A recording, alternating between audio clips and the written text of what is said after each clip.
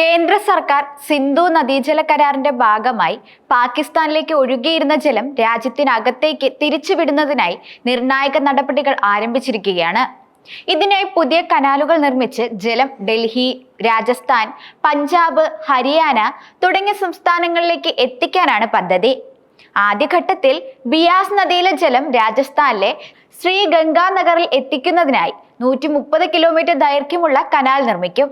3 വർഷത്തിനുള്ളിൽ ഈ കനാൽ പൂർത്തീകരിക്കാനാണ് ലക്ഷ്യം. എന്നാൽ 2 വർഷത്തിനുള്ളിൽ നിർമ്മാണം പൂർത്തീകരിക്കാനാകുമോ എന്നാണ് കേന്ദ്ര സർക്കാർ പ്രതീക്ഷിക്കുന്നത്.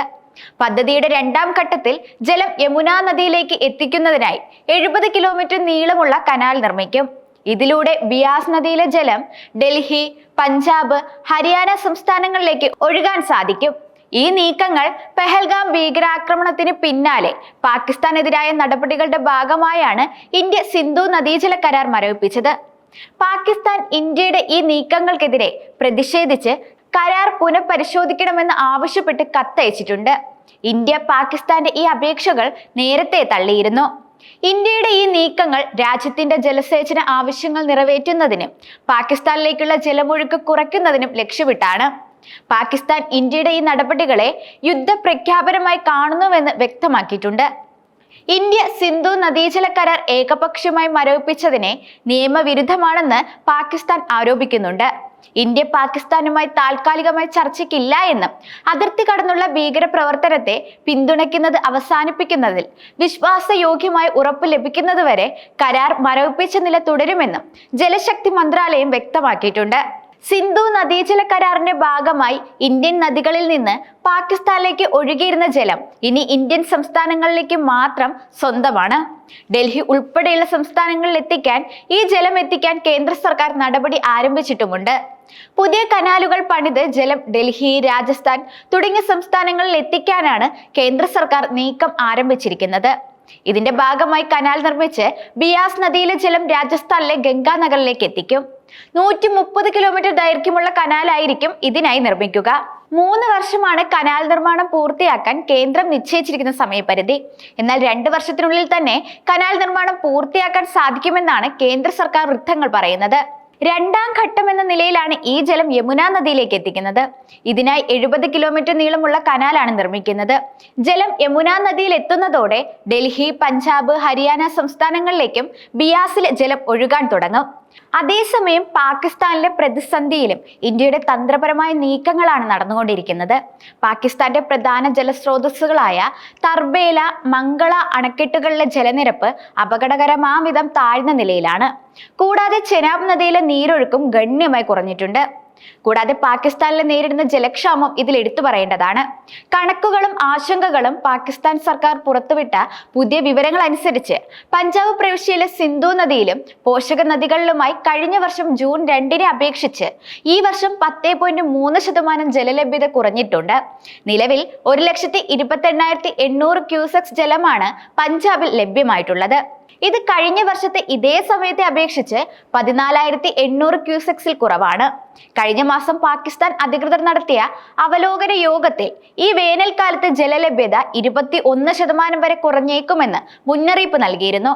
ജലസംഭരണികളെ ഫലപ്രദമായി ഉപയോഗിക്കാനും ജലം പാഴാക്കാതിരിക്കാനും നിർദ്ദേശം നൽകിയിട്ടുമുണ്ട്. ജലസേചനത്തിനും വൈദ്യുതി ഉൽപാദനത്തിനുമായി ഉപയോഗിക്കുന്ന 2 പ്രധാന അണക്കെട്ടുകളിൽ നിലവിൽ സംഭരണശേഷിയുടെ പകുതിയിൽ താഴെ മാത്രമേ ജലമുള്ളൂ. സിന്ധു നദീജല കരാറും ഇന്ത്യയുടെ ഭീകരവിരുദ്ധ നിലപാടും 1960-ൽ ഒപ്പുവെച്ച സിന്ധു നദീജല കരാറിൽ നിന്ന് ഇന്ത്യ പെഹൽഗാം ഭീകരാക്രമണത്തിന് പിന്നാലെയാണ് താൽക്കാലികമായി പിന്മാറിയത്. കരാർ പ്രകാരം പടിഞ്ഞാറൻ നദികളായ സിന്ധു, ഝലം, ചെനാബ് എന്നിവയിലെ ജലം പാകിസ്ഥാനും കിഴക്കൻ നദികളായ രവി, ബിയാസ്, തസ്ലജ് എന്നിവയിലെ ജലം ഇന്ത്യക്കും ഉപയോഗിക്കാമെന്നായിരുന്നു ധാരണ. പാകിസ്ഥാന്റെ അനുമതിയില്ലാതെ പടിഞ്ഞാറൻ നദികളിൽ ഇന്ത്യക്ക് നിർമ്മാണ പ്രവർത്തനങ്ങളോ ജലം വഴിതിരിച്ചു വിടലോ നടത്താൻ കഴിഞ്ഞിരുന്നില്ല. എന്നാൽ പാകിസ്ഥാൻ ഭീകരവാദത്തെ പ്രോത്സാഹിപ്പിക്കുന്നുവെന്ന് ചൂണ്ടിക്കാട്ടി കേന്ദ്ര സർക്കാർ കരാർ മരവിപ്പിക്കുകയായിരുന്നു. ഇതോടെ നദികളിലെ ജലനിരപ്പ് പാകിസ്ഥാനെ മുൻകൂട്ടി അറിയിക്കുന്നതും ഇന്ത്യ നിർത്തി. ഇത് മൺസൂൺ കാലയളവിൽ പാകിസ്ഥാന് വലിയ വെല്ലുവിളിയാകും. കാരണം വെള്ളപ്പൊക്ക സാഹചര്യങ്ങളിൽ ജനങ്ങളെ മാറ്റിപ്പാർപ്പിക്കാൻ മുൻകൂട്ടിയുള്ള വിവരങ്ങൾ അനിവാര്യമാണ്.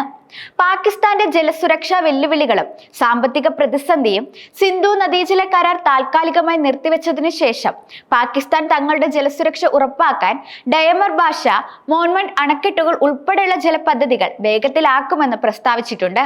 എഞ്ചിനീയർമാർക്കുള്ള ഇന്റേൺഷിപ്പ് പ്രോഗ്രാമിന് ബജറ്റിൽ ധനസഹായം നൽകുമെന്നും പ്രഖ്യാപനങ്ങളുണ്ടായി. എന്നാൽ പാകിസ്ഥാന്റെ നിലവിലെ സാമ്പത്തിക പ്രതിസന്ധി ഈ പദ്ധതികളുടെ നടത്തിപ്പിന് വലിയ വെല്ലുവിളിയാകും സൃഷ്ടിക്കുക. ഇന്ത്യ പാക് ചൈന ബന്ധം അമേരിക്കൻ ഡിഫൻസ് ഇന്റലിജൻസ് ഏജൻസിയുടെ റിപ്പോർട്ട് പ്രകാരം പാകിസ്ഥാൻ ഇന്ത്യയെ ഒരു ഗുരുതര ഭീഷണിയായി കാണുന്നുണ്ട്. ഇന്ത്യയെ നേരിടാൻ തന്ത്രപരമായ ആണവായുധങ്ങൾ വികസിപ്പിക്കുന്നത് ഉൾപ്പെടെ സൈന്യത്തെ ആധുനികവൽക്കരിക്കാനുള്ള ശ്രമങ്ങൾ പാകിസ്ഥാൻ തുടരും. ചൈനയുടെ സഹായത്തോടെ പാകിസ്ഥാൻ ആണവായുധങ്ങൾ നവീകരിക്കുകയാണെന്നും റിപ്പോർട്ടിൽ പറയുന്നു.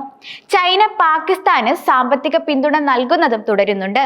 ഇന്ത്യക്കുള്ള പരമ്പരാഗത സൈനിക മേൽക്കോയ്മയെ നേരിടാൻ യുദ്ധമുഖത്ത് പ്രയോഗിക്കാവുന്ന ആണവായുധങ്ങൾ വികസിപ്പിക്കാനാണ് പാകിസ്ഥാൻ ഇപ്പോൾ ശ്രമിക്കുന്നത്. കൂട്ടനശീകരണ ശേഷിയുള്ള ആയുധങ്ങൾ ഉണ്ടാക്കുന്നതിനായി വിദേശ രാജ്യങ്ങളിൽ നിന്നും ഇടനിലക്കാരിൽ നിന്നും സാങ്കേതിക വിദ്യയും ചരക്കുകളും പാകിസ്ഥാൻ സംഭരിക്കുന്നുണ്ട്. ചൈനയാണ് പാകിസ്ഥാന്റെ പ്രധാന സൈനിക സാമ്പത്തിക പങ്കാളി. ഹോങ്കോങ്, സിംഗപ്പൂർ, തുർക്കി, UAE എന്നീ രാജ്യങ്ങൾ വഴിയും ചൈനീസ് ഉൽപ്പന്നങ്ങൾ പാകിസ്ഥാനിലേക്ക് എത്തുന്നുണ്ട്. അതേസമയം ചൈന പാകിസ്ഥാൻ സാമ്പത്തിക ഇടനാഴിയുമായി ബന്ധപ്പെട്ട് ജോലി ചെയ്യുന്ന ചൈനീസ് തൊഴിലാളികൾക്ക് നേരെ ഭീകരാക്രമണങ്ങൾ ഉണ്ടാകുന്നത് ഇരു രാജ്യങ്ങൾക്കിടയിലും അസ്വാരസ്യങ്ങൾ സൃഷ്ടിക്കുന്നുണ്ടെന്നും റിപ്പോർട്ട് ചൂണ്ടിക്കാട്ടുന്നു.